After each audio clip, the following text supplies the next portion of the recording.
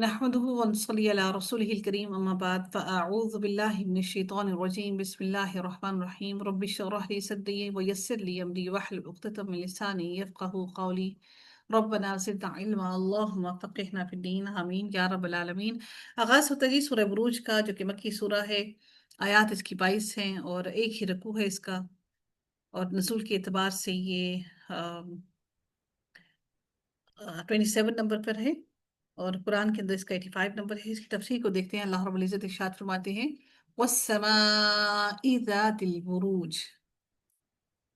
یہ جو بروج کے جو لفظ ہے، یہ برج ان کی جمع ہے، یعنی جس کا مطلب ہوتا ہے بلند عمارتیں اور محل۔ وہ عمارتیں اور محل جن کے ستون اور قلعہ نما بنے ہوئے ہوں، ستون بھی ہوں اور قلعہ بھی ہو اور مینار بھی ہوں اور گنبد بھی ہوں، ان کو برج کہا جاتا ہے، بیسیکلی برج۔ اور بروج جو ہے وہ اس کی جمع ہے، بروج کی۔ آسمانی برجیں، جو آسمانی برجوں سے اس کو کہا گیا کہ اللہ تعالیٰ فرماتے ہیں وَالسَّمَاءِ ذَاتِ الْبُرُوجِ، قسم ہے برجوں والے آسمان کی، یعنی کہ اللہ تعالیٰ فرماتے ہیں قسم ہے آسمان کی، جو برجوں والا آسمان ہے اس کی اللہ تعالیٰ قسم اٹھا کے فرماتے ہیں قسم ہے برجوں والے آسمان کی۔ یہاں پر اس آیت کے اندر جو مفسرین کے نزدیک اس بروج سے مراد بڑے بڑے ستارے ہیں، یعنی جو بہت بڑے بڑے ستارے ہیں، انہوں نے اس سے مراد وہ بروج لیا ہے، اور کچھ نے اس سے مراد محلات اور مکانات لیے ہیں جو آسمان میں پہرے داروں اور نگران فرشتوں کے لیے مقرر ہیں۔ بعض نے اس بروج سے مراد وہ بروج بتائے ہیں جو کہ کل آسمان کو 12 حصوں میں تقسیم کر کے ایک حصے کو برج کہا جاتا ہے، اور بعض نے اس سے مراد ان برجوں سے مراد سیاروں کا نزول کیا ہے۔ بہرحال قرآن کی روح سے اگر ہم دیکھیں تو اللہ تعالیٰ نے جو فرمایا کہ اللہ رب العزت فرماتے ہیں کہ یہاں پر آسمان کی بات کر رہے ہیں، جو کہ اگر ہم اس کو صرف اور صرف اس کو مد نظر رکھتے ہوئے دیکھیں تو اللہ تعالیٰ فرماتے ہیں کہ وَالسَّمَاءِ ذَاتِ الْبُرُوجِ، قسم ہے برجوں والے آسمان کی، یعنی برجوں والے آسمان کی۔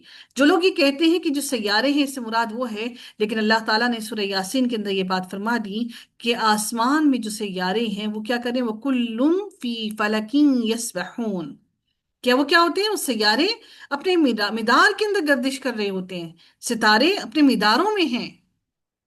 اب اگر اس برجوں کی حقیقت کو دیکھا جائے کہ برج حقیقت میں برج ہیں کیا، تو بہت سے مفسرین نے مختلف رائے اپنی اپنی دی ہے، اور کچھ نے یہ بھی کہا ہے کہ گردش آفتاب کی وجہ سے آسمان میں ایک دائرہ پیدا ہوتا ہے، ایک سرکل بنتا ہے جس کو دائرۃ البروج کہا جاتا ہے۔ دائرۃ البروج اس کو کہا جاتا ہے۔ جو سورج ہے سال بھر میں اس پورے دائرے کو طے کر لیتا ہے، جو ہم آربٹس کہتے ہیں نا، وہ اپنے ہی محور کے اندر گول گول گھومتا ہے۔ اس دائرے کو 12 حصوں میں تقسیم کر لیں تو ان میں سے ہر حصے کو برج کہتے ہیں، یعنی کہ وہ جو دائرہ بنتا ہے اس کو اگر 12 پارٹس میں ڈیوائڈ کر لیں تو اس کو، اور اگر 12 پارٹس میں ڈیوائڈ کریں تو ان میں سے ہر حصے کو، ایک ایک حصے کو برج کہتے ہیں، اس لیے اس کو بروج کہا گیا۔ اس لیے کچھ نے اس کے بارے میں یہ رائے دی ہے کہ اس سے مراد وہ سورج کی گردش ہے جو کہ آسمان کے اندر ہی موجود ہے، اور وہ آسمان میں برج بنائے ہوئے ہے۔ وہ جو دائرے کے اندر وہ 12 مہینوں میں چکر لگا کر کاٹ کے پورا کرتا ہے، اس سے مراد کچھ لوگوں نے اس کو یہ لیا ہے، بروج۔ اللہ رب العزت پھر اگلی آیت میں مزید ارشاد فرماتے ہیں، اللہ تعالیٰ فرماتے ہیں وَالْيَوْمِ الْمَوْعُودِ وَشَاهِدٍ وَمَشْهُودٍ۔ یہاں پر اللہ رب العزت اور اللہ تعالیٰ فرماتے ہیں یہاں پر اس آیت کے اندر خاص طور پر قیامت کے دن، وَالْيَوْمِ الْمَوْعُودِ سے مراد قیامت کا دن ہے، یعنی وہ جو قیامت کی گھڑی ہے اس سے مراد وہ دن ہے۔ اور شاہدی و مشہود، شاہد سے مراد جمعے کا دن، اور مشہود سے مراد عرفہ کا دن ہے۔ حضرت ابو ہریرہ رضی اللہ تعالیٰ عنہ سے روایت ہے کہ حضور صلی اللہ علیہ وآلہ وسلم نے فرمایا کہ یوم الموعود قیامت کا دن، مشہود عرفہ کا دن، اور شاہد جو ہے وہ جمعے کا دن ہے۔ جمعے کے دن ایک ساتھ ایک گھڑی ایسی آتی ہے کہ اگر اس میں کوئی بندہ مومن اللہ سے کوئی دعائیں خیر کرتا ہے تو اللہ تعالیٰ اس کی دعا کو قبول فرماتے ہیں، اور جس شر سے پناہ مانگتا ہے تو اللہ تعالیٰ اسے اس شر سے پناہ دے دیتے ہیں۔ اس سے مراد کیا ہے؟ کہ यौमिल मऊद, और कसम है, और किस दिन की कसम उठाई जा रही है? क्यामत की घड़ी की। व शाहिदिन व मशहूद, क्योंकि जुम्मे के दिन भी सारे लोग इकट्ठे होते हैं, और अरफा के मैदान में भी सारे के सारे अल्लाह रब्बुल इज्जत के सामने खड़े हो जाते हैं। तो दोनों दिनों की कसम उठाई गई, जुम्मे के दिन की भी और अरफा के दिन की भी, दोनों की कस्में उठाई गई। अब चारों कस्मों में मुवाफिकत मुनासिबत क्या है कि अल्लाह ताला ने जो पहली कसम उठाई, वस्समाइ ज़ातिल बुरूज, जिससे क्या होता है कि आसमान की जो सूरज की तब्दीली है, उस तब्दीली की वजह से जमीन पर मौसम तब्दील होते हैं। इसी तरह से यौमुल मऊद, यानी कि दिनों की कसम उठाई जा रही है। दिन है ये सारे के सारे। ये जो सूरज है, सूरज की तब्दीली से दिन और रात भी आते हैं, सूरज के घूमने से मौसम भी तब्दील होते हैं, और सूरज के घूमने से ही हमारे औकात भी पता चलते हैं। और उसके बाद अल्लाह ताला अगले दिन की जो कसम उठा रही है वो यौमिल मऊद, वल यौमिल मऊद, रोज क़यामत के इनकलाबात का ज़हूर के बारे में अल्लाह ताला इस कसम उठाते हैं कि उस दिन बहुत से लोग अहले इज्जत जलील हो जाएंगे, और अहले इज्जत को जलील कर दिया जाएगा, और बहुत से लोग जो दुनिया में जलील हो रहे हैं, उनको रोज क़यामत अल्लाह ताला उनको इज्जत अता कर देगा। ये जजा और सजा का दिन होगा। सारे के सारे लोग इस रोज अल्लाह ताला के सामने इकट्ठे होंगे। उसके बाद अल्लाह ताला ने फिर अगले दिन की कसम उठाई, वह शाहिदिन व मशहूद, यानी जुम्मा और अरफा का दिन। इनसे मुराद यौम जुम्मा और अरफा का दिन, यानी अल्लाह रब्बुल इज्जत इंसान को जिस दिन इकट्ठा करेगा करता है, जिस तरह जुम्मे के दिन इंसान दौड़ रहा होता है जुम्मे को पाने के लिए, अल्लाह रब्बुल इज्जत ने यहाँ पर भी खास तौर पर बयान किया कि अरफा और जुम्मे का दिन जिस तरह से तुम सारे के सारे इकट्ठे होते हो, इसी तरह से रोज क़यामत भी तुम सब के सब इकट्ठे होगे।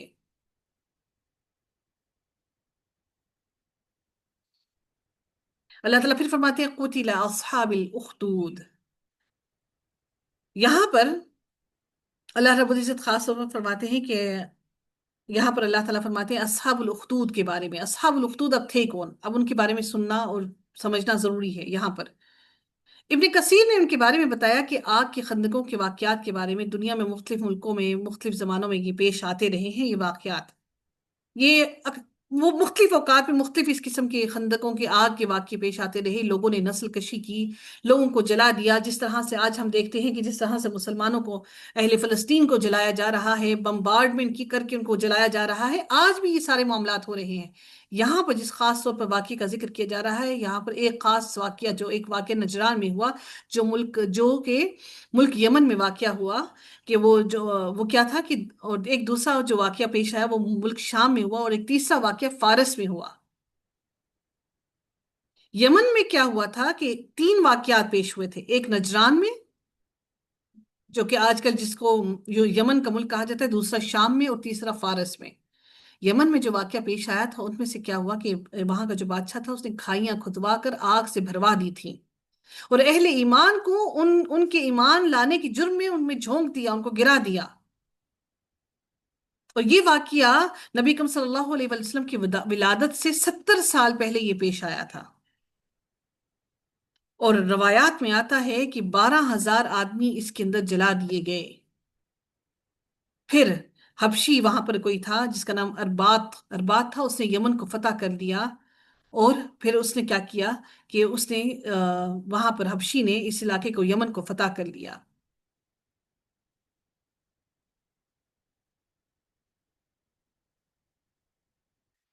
मुल्क शाम में क्या हुआ था कि रूमी ने ऐसा किया था, और फारस में हजरत दानियाल रजी रहमतुल्लाह अलैहि जो थे अलैहिस्सलाम, उनके अहद में बख्त नसर ने अहले ईमान के साथ यही हरकत की थी। इस तरह से हम देखते हैं कि ये वाकयात मुख्तलिफ अदवार में ऐसे पेश आते रहे। अल्लाह ताला ने इसलिए खास तौर पर जिक्र किया कुतिला अस्हाबुल उखदूद, उनके बारे में, जो कि खंदकों वाले, यानी इन खंदकों वालों को खंदकों के अंदर, जलती हुई खंदकों के अंदर डालकर इनको जलाया गया। अल्लाह ताला ने फरमाया खंदकों वाले, बहुत से ईंधन की आग वाले मलऊन हो गए, मारे गए। कौन? खंदकों वाले, उनको आग में डाला गया। अन्नार जातिल वकूद। अल्लाह ताला फिर फरमाते हैं कि इस आग के अंदर वो इसका ईंधन बने, ये लोग, इज़ हुम अलैहा कुऊद, जिस वक्त वो लोग आग के पास बैठे हुए थे। کون سے لوگ؟ وہ لوگ جس وقت آگ کے پاس بیٹھے ہوئے تھے. کون سے؟ جو لوگ ان کو دیکھ رہے تھے کہ وہ آگ میں جل رہے ہیں اور ان کو بچایا نہیں انہوں نے. وہ بیٹھ کر دیکھ رہے اور محسوس ہو رہے تھے، خوش ہو رہے تھے. اللہ تعالیٰ نے یہاں پر ان لوگوں کا ذکر کیوں فرمایا؟ اس لیے فرمایا وہ اہل ایمان کو بتانے کے لیے کہ جس طرح سے وہ خندقوں میں ان کو ڈال کر، ان کو آگ میں ڈلا کر، ان کو ڈال کر، ان کو ستا کر، ان کو تکلیف پہنچا کر وہ بیٹھے ہوئے ان کے مظالم کو سے خوشیاں منا رہے تھے، اور ان کو دیکھ کر وہ خوش ہو رہے تھے کہ دیکھو ہم نے ان کو آج کس طرح سے ختم کر دیا. اللہ رب العزت نے فرمایا کہ وہ بیٹھ کر مزے لے رہے تھے. اللہ تعالیٰ فرماتے ہیں کہ اب ان کے بارے میں اگلی آیت میں اللہ تعالیٰ فرماتے ہیں وَهُمْ عَلَىٰ مَا يَفْعَلُونَ بِالْمُؤْمِنِينَ شُهُودٌ. اور جو کچھ ایمانداروں کے ساتھ وہ کر رہے تھے اس کو دیکھ رہے تھے، اور ان کو مسلمانوں کی طرف یہ بات بری معلوم ہوئی کہ وہ کمالات والے زبردست اللہ تعالیٰ پر یقین رکھتے ہیں. وہ کیوں ان کو خندقوں میں ڈال رہے تھے؟ وَهُمْ عَلَىٰ مَا يَفْعَلُونَ بِالْمُؤْمِنِينَ شُهُودٌ. وہ بیٹھے ہوئے دیکھ رہے تھے ایمان والوں کو. وہ ایمان والوں کو اس لیے ایسے جلا رہے تھے کیونکہ وہ یہ کہتے تھے وَمَا نَقَمُوا مِنْهُمْ إِلَّا أَن يُؤْمِنُوا بِاللَّهِ الْعَزِيزِ الْحَمِيدِ. وہ کیوں ایسے کر رہے تھے؟ وہ یہ دیکھ رہے تھے کہ یہ اللہ رب العزت پر ایمان لاتے ہیں، اور اللہ تعالیٰ پر ایمان لاتے ہیں جو کہ عزیز اور زبردست اور تعریف والا ہے، حکمتوں والا ہے. اس اللہ پر کیوں ایمان لاتے ہیں؟ اور روایات میں جو آتا ہے یہ یہودیوں نے یہ کام کیا. یہودیوں نے خندقوں کے اندر مسلمانوں کو ڈالا.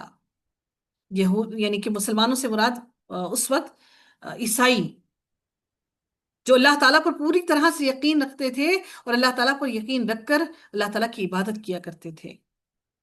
یعنی یہودیوں کا معاملہ اس وقت بھی بہت سخت رہا. یہودیوں نے عیسائیوں کو بھی ہمیشہ قتل و غارت کی، ان کو جلایا، ان کو آگ میں ڈالا.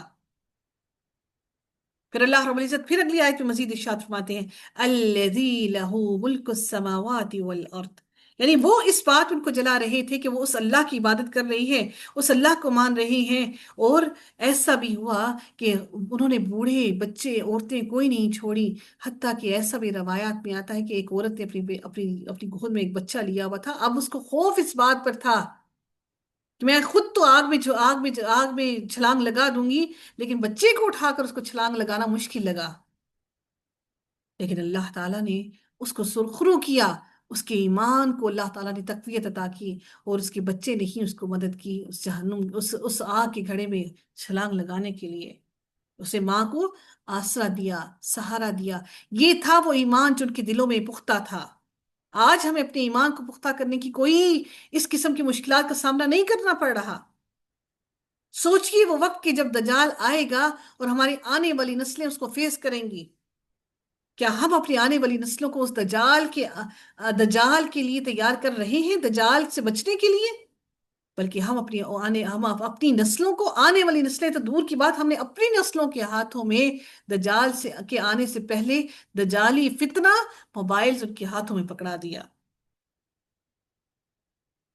اور ہمارے لیے یہ بات بہت آسان ہو گئی کیونکہ ہم ٹائم چاہتے ہیں، ہم بھی مصروف، اولاد بھی مصروف. اللہ تعالیٰ فرماتے ہیں یہ وہ ذات ہے اللہ رب العزت جس کے تم کہتے ہو کہ اللہ تعالیٰ کی وہ عبادت کر رہے ہیں جو حکمت والا اور اس کی زبردست اللہ کی عبادت کر رہے ہیں. کیوں کر رہے ہیں؟ اس لیے تم ان کو جہنم میں، ان کو اس خندق والی آگ میں گرا رہے ہو. اللہ تعالیٰ فرماتے ہیں یہ جو خندقوں والا معاملہ تھا نا، نبی اکرم صلی اللہ علیہ وسلم کو اس کا علم نہیں تھا. اسی وجہ سے جب مدینہ منورہ میں جب غزوہ خندق ہوا تو نبی اکرم صلی اللہ علیہ وسلم نے جب سب سے مشورہ لیا تو حضرت سلمان نے ان کو خندقیں کھودنے کا مشورہ دیا، کیونکہ انہوں نے اس واقعے کو پڑھ رکھا تھا. نبی اکرم صلی اللہ علیہ وسلم کو اس کا علم نہیں تھا کہ خندقیں بھی کھودی جا سکتی ہیں. تو بالکل ایسا ہی ہوا کہ مدینہ کے اطراف میں چاروں طرف سے انہوں نے خندقیں کھود دیں، تو ان خندقوں کو پھلانگ کر آنا مشرکین مکہ کے لیے بہت مشکل ہو گیا. یعنی کہ تاریخ کو پڑھ کر سبق حاصل کرنا اور اس سے فائدہ لینا ہم سب پر لازم ہے. بدقسمتی سے ہم کسی سے بھی سبق اور نصیحت حاصل نہیں کرتے. پھر اللہ رب العزت نے اپنی ذات کا انٹروڈکشن دیا کہ تم یہ سمجھتے ہو کہ وہ اللہ کی عبادت کیوں کر رہے ہیں، تو اللہ تعالیٰ فرماتے ہیں اللہ تو وہ ذات ہے جس کے ہاتھوں میں بادشاہت ہے، زمین کی بھی اور آسمان کی بھی. واللہ علی کل شیء شہید. اور اللہ تعالیٰ ہر چیز سے باخبر ہے، ہر چیز سے میرا رب باخبر ہے، وہ ساری چیزوں کے غیب جانتا ہے۔ پھر اللہ رب العزت مزید ارشاد فرماتے ہیں اگلی آیت کے اندر، ان الذین فتنوا المؤمنین والمؤمنات ثم لم يتوبوا فلهم عذاب جہنم ولهم عذاب الحریق۔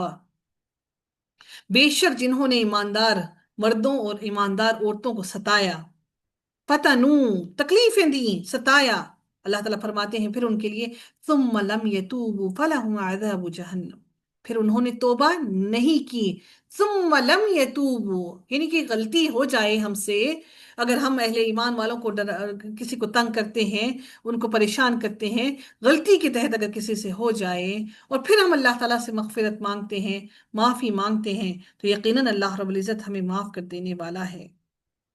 لیکن جس نے جان بوجھ کر کیا اور پھر اس کے بعد اس نے معافی بھی نہیں مانگی، ثم لم یتوبوا پھر اس نے توبہ نہیں کی، فلہم عذاب جہنم، اس لمحے کے آنے سے قبل کہ ہماری آنکھیں بند ہو جائیں اور ہم اللہ تعالیٰ کی طرف واپس پلٹ جائیں، پلٹ کر تو ہم سب کو جانا ہے، لیکن اس کی تیاری کرنا لازم ہے اس وقت اور اس گھڑی کے آنے سے قبل۔ اس لیے اس وقت کے آنے سے قبل ہی اللہ تعالیٰ سے معافی مانگ لیجئے۔ اگر ہم بغیر معافی مانگے مر گئے تو اللہ تعالیٰ نے فرمایا کہ تو اس کے لیے میں نے جہنم کو تیار کر رکھا، وَلَهُمْ عَذَابُ الْحَرِيقِ، اور جہنم کے ساتھ ساتھ کیا کہا کہ وہ جلانے والا عذاب۔ جہنم کا عذاب کیسا ہے؟ جلانے والا عذاب ہے، جو تمہیں تمہارے اندر تک گہرائی تک جلا دے گا، جھلسائے گا نہیں بلکہ تمہیں جلا کر راکھ کرنے کے برابر ہوگا، لیکن تمہاری راکھ بھی نہ ہوگی۔ ان الذين آمنوا وعملوا الصالحات لهم جنات تجری من تحتها الانہار۔ رب کائنات مزید ارشاد فرماتے ہیں بے شک جو لوگ ایمان لائے اور انہوں نے نیک کام بھی کیے، ان کے لیے ایسے باغات ہیں جن کے نیچے نہریں بہہ رہی ہیں، اور یہی سب سے بڑی کامیابی ہے، ذالک الفوز الکبیر۔ کیا آپ نے اور میں نے اپنے بچوں کو، اپنی اولاد کو اس کامیابی کے لیے تیار کیا؟ کیا آپ نے اپنے بچوں کے دلوں کے اندر وہ خوف اللہ تعالیٰ کا دلایا، اللہ تعالیٰ کا ڈر وہ دلایا کہ آپ کے بچے اللہ تعالیٰ سے ڈریں، آپ کی موجودگی میں نہیں بلکہ آپ کی غیر موجودگی میں بھی اللہ رب العزت سے ڈر اور خوف کی وجہ سے گناہ سے محفوظ رہے۔ ہم اللہ تعالیٰ سے بچوں کو نہ محبت کرنا سکھا سکے، نہ رب کائنات سے ڈرنا سکھا سکے۔ آج کا لمحہ اور آج کا وقت ہے، اس مشکل گھڑی میں اپنے بچوں کا ساتھ دیجئے، ان کا سہارا بنیے کہ وہ اپنے آپ کو اس فتنے کے دور سے، اس فتنے کے پھیلتے ہوئے فتنے سے بچا سکے۔ یقیناً ان کے ذمے بہت بڑی ذمہ داری ہے کہ انہوں نے نبی کریم صلی اللہ علیہ وآلہ وسلم کی امت کی پرورش کرنی ہے۔ اپنی اولاد کو اس آنے والے فتنے سے بچانے کے لیے، اپنی آنے والی نسلوں کو سنوارنے کے لیے تیار کیجیے۔ صرف قرآن پڑھ لینا ہی کافی نہیں ہے، صرف یہ کورس کر لینا ہی کافی نہیں ہے، بلکہ اس پر عمل کرنا اور اس پر جد و جہد کرنا لازم ہے۔ اللہ رب العزت پھر فرماتے ہیں ان بطش ربک لشدید، یقیناً آپ کے رب کی پکڑ بڑی ہی سخت ہے۔ کیا اللہ کی پکڑ سے کوئی بچا سکتا ہے؟ کوئی روک سکتا ہے؟ اللہ رب العزت نے فرمایا یقیناً آپ کے رب کی پکڑ بڑی ہی سخت ہے۔ وہ رب کائنات جس کی پکڑ کے بارے میں اللہ تعالیٰ نے فرمایا کہ بے شک آپ کے رب کی پکڑ بڑی ہی سخت ہے۔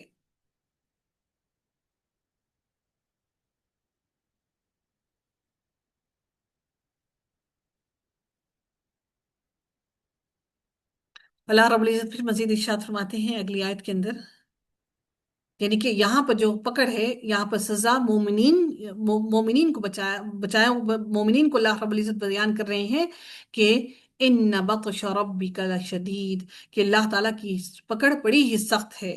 وہ اپنے بندوں سے محبت بہت شدید کرتا ہے، وہ غفور بھی ہے، رحیم بھی ہے، معاف کرنے والا بھی ہے، لیکن جب وہ پکڑنے پہ آتا ہے تو وہ پھر اس کی پکڑ سے کوئی بچ نہیں سکتا۔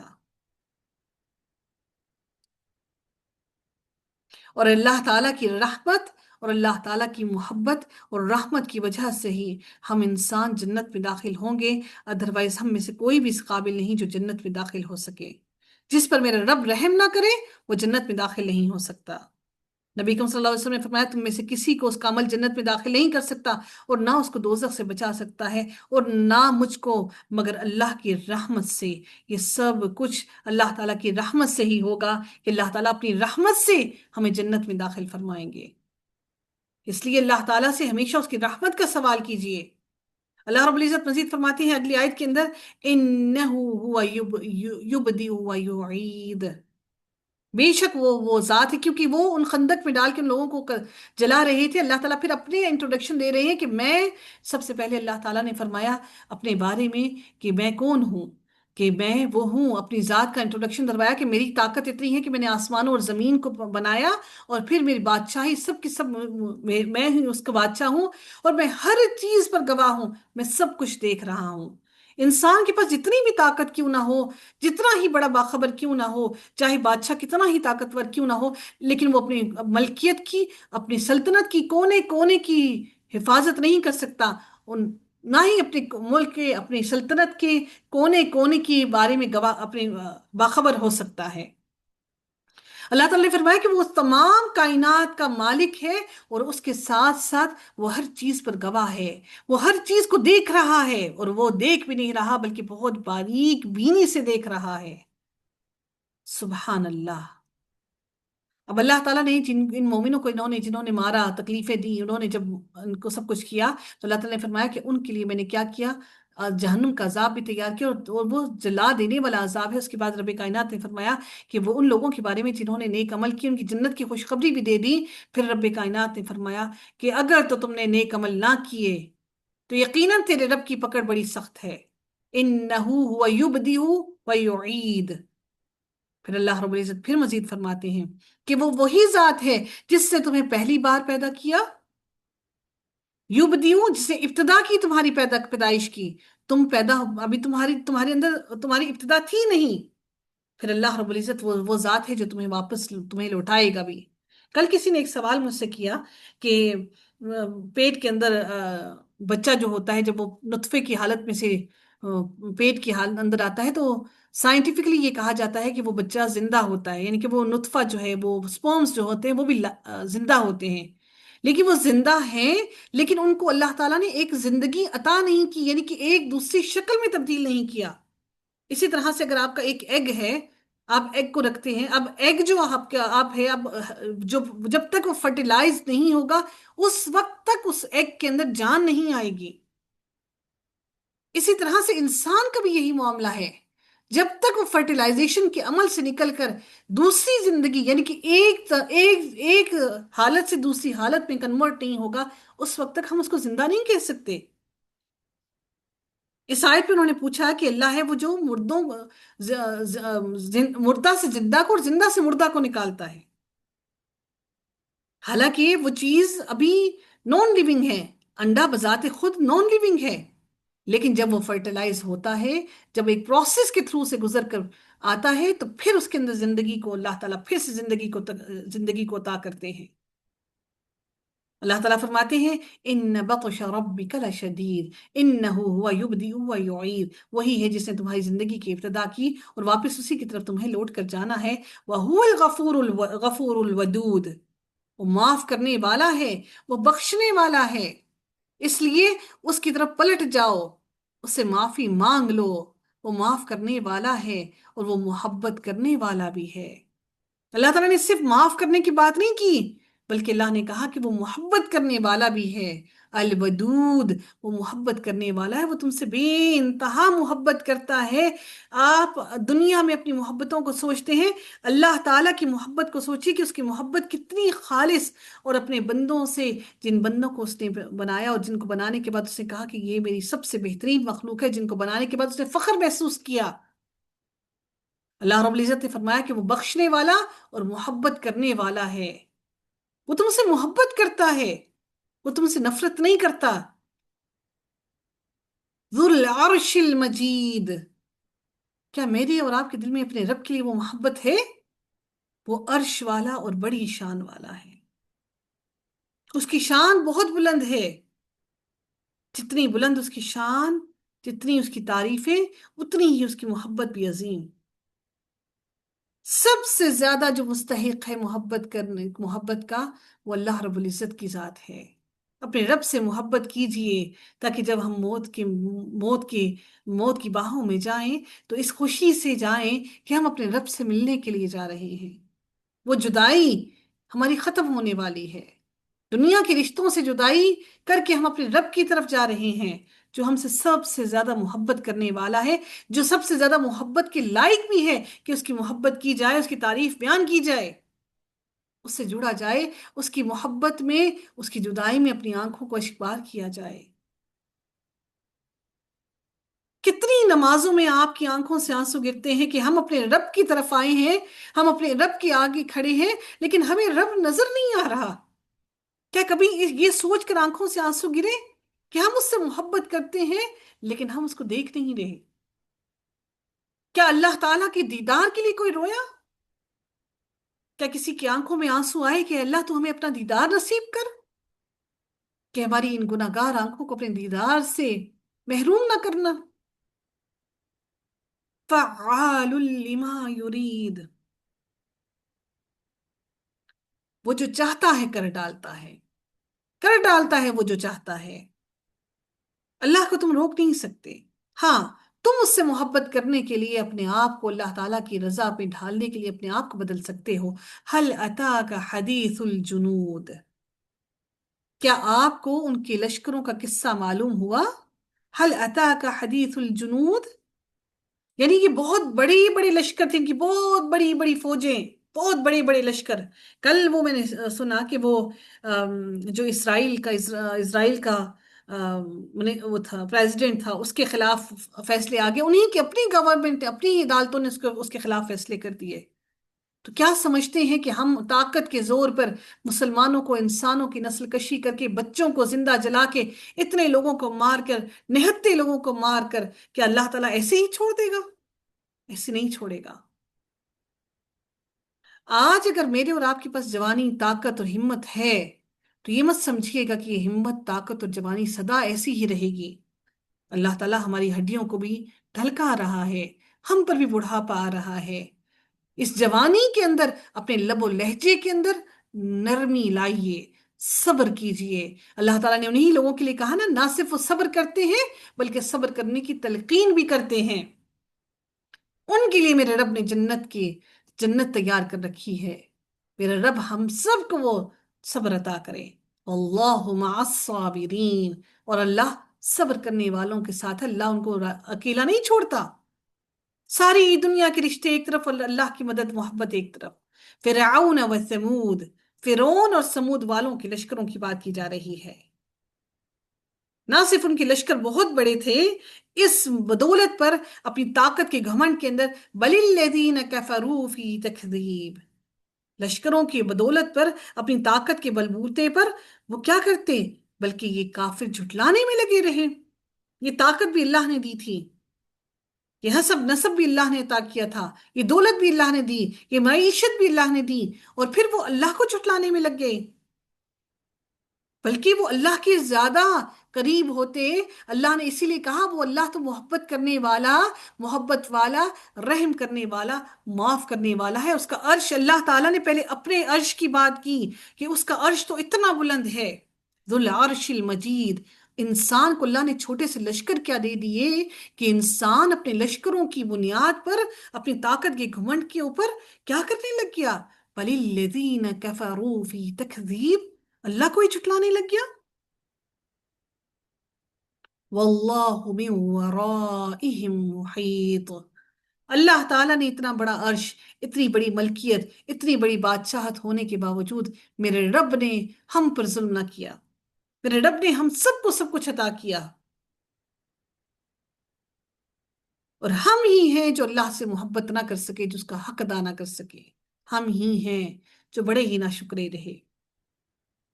اللہ رب العزت فرماتے ہیں واللہ من ورائہم محیط، اور اللہ تعالیٰ ان کو ہر طرف سے گھیرے ہوئے ہے، ہر طرف سے۔ بچ کر میرے رب سے کہاں جائیں گے؟ آسمان بھی اس کا، زمین بھی اس کی۔ आसमान की बुलंदियों में छुप नहीं सकते, जमीन के अंदर छुप नहीं सकते। अल्लाह ने ऊपर से भी घेर रखा, जमीन से भी, नीचे से भी घेर रखा। अल्लाह रब्बुल इज्जत ने मुझे और आपको, हर हर हर इंसान को हर तरफ से घेर रखा है। बल हुआ कुरान मजीद, बल्कि वो एक बाइज़्ज़त कुरान है। अल्लाह ताला ने अपने अल्फाज के बारे में फरमाया, यहाँ पर खास तौर पर क्यों फरमाया कि अल्लाह ताला ने तुम्हें घेर रखा है। अल्लाह ताला के गजब, गुस्से से सिर्फ तब बच सकते हो जब इस कुरान मजीद को अपने सीने के अंदर डालकर अल्लाह ताला से जुड़ जाओ। इसका एक सिरा अपने हाथ में थाम कर डायरेक्ट अल्लाह ताला से ताल्लुक बना लो। फी लौहिम महफूज, जो लोहे महफूज में लिखा हुआ है। अल्लाह ताला ने हर हर इंसान की तकदीर को लोहे महफूज में लिखकर सेव कर रखा है। हम में से कोई भी एक भी ऐसा नहीं है जो अल्लाह ताला की पकड़ से बच सके। इसलिए आज मेरे रब ने हमें, मुझे और आपको वो लम्हे, वो वक्त अता कर दिया है कि जिस वक्त में हम रहकर अल्लाह ताला से माफी मांग कर अल्लाह ताला से जुड़ सकते हैं। अपनी जिंदगियों को, अपने आप को, खुद को जाये होने से बचाइए। अल्लाह रब्बुल इज्जत से दुआ है कि रब कायनात हम सबको अमल की तौफीक अता फरमाए। वाखिर दावाना अल्हम्दुलिल्लाहि रब्बिल आलमीन, सल्लल्लाहु तआला अला खैरिही खल्क़िही अजमाइन बिरहमतिका या अरहमर राहिमीन। सुब्हानक अल्लाहुम्मा व बिहम्दिका नशहदु ला इलाहा इल्ला अंता नस्तगफिरुका व नतूबु इलैक। अस्सलामु अलैकुम व रहमतुल्लाहि व बरकातुहू।